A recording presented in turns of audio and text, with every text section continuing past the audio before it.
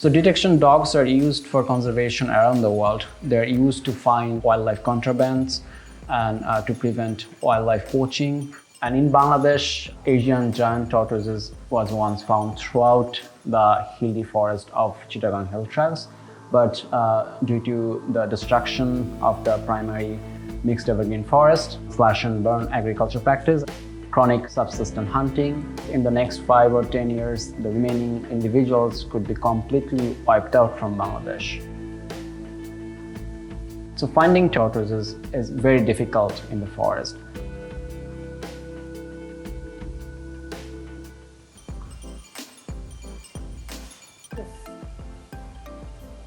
That's his reward. Yes. It's not the tortoise itself. Yes, the dog has a name, and his name is Clive. And I've been getting those videos since Clive was just 8 weeks old, and I'm hoping that we'd be able to bring Clive to Bangladesh, help saving tortoises. For long-term conservation of the species, their population is not viable anymore. They're pushed to the edge of extinction.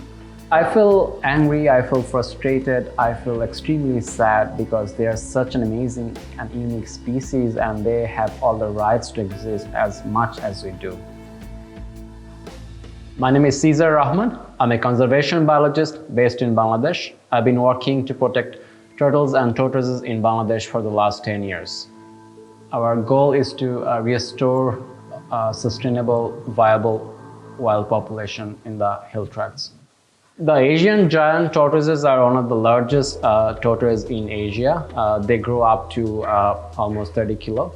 They are native to Southeast Asia, found in tropical evergreen forest in Bangladesh, northeastern India, Myanmar, and Thailand.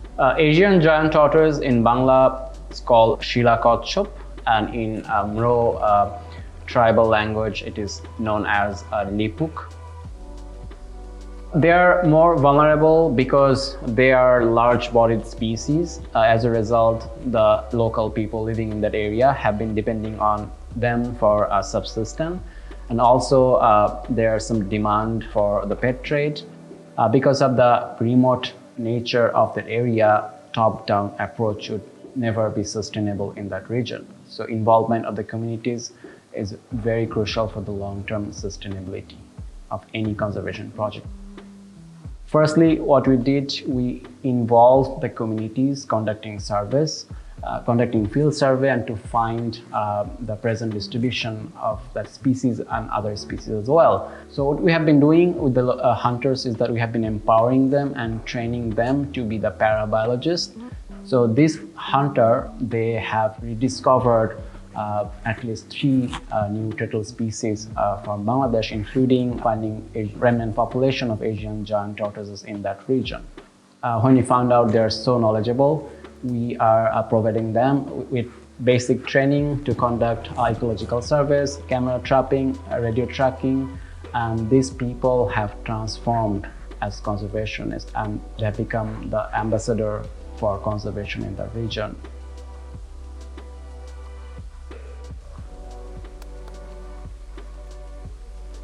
Around 2015, our parabiologists started rescuing individuals of Asian giant tortoises from the region.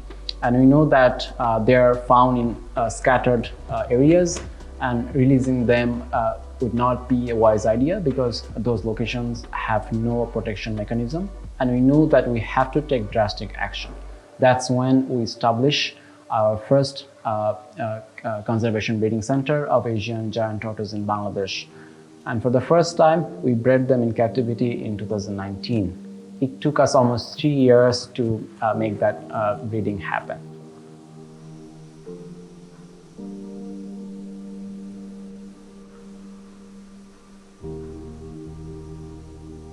It was an exciting moment for us.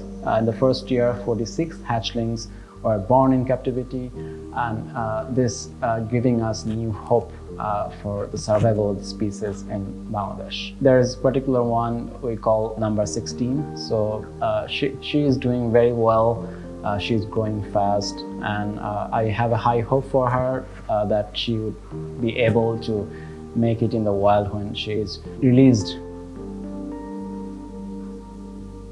This is the whole new generation of Asian giant tortoises, and this is probably the largest remaining population of Asian giant tortoises in the country. It is important to track and monitor once those captive bred individuals are released back in the wild, because we don't know what's going to happen. They can be slow, but they can also disperse. They can move out to different areas, and also tracking them is to ensure if in case they are poached, because one questions everyone asks, like the local communities have been hunting them, and once those are released, they will just hunt them again. So when we monitor them and track them, we'll be able to verify and evaluate that this conservation intervention is indeed successful. So the tracking system we're planning to use is it's not very modern. This is technology which has been used in the wildlife conservation field since 1970s. So we're basically going to use a VHF radio transmitter, which provides a signal, and we would have a receiver and an antenna. Our local community members, they would track them. They would be trained to track them, and they would collect information like the GPS. We also need to know down the road in the future whether the species are breeding. Radio telemetry has certain limitations. So finding turtles is very difficult in the forest. So what we are planning to do, so we want to employ conservation detection dogs in Bangladesh, which should enable us to find a relatively accurate picture of the density of the species, and that would be able to tell us whether the species we are releasing are in fact end up breeding them successfully in the wilds. And I've been getting those videos since Clive was just 8 weeks old. And I'm hoping that we'd be able to bring Clive to Bangladesh, help saving tortoises.